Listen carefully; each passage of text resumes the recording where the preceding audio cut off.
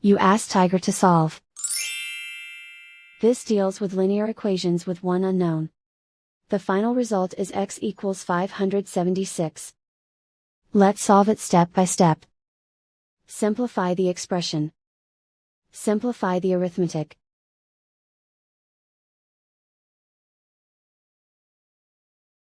Isolate the x. Multiply both sides by 24.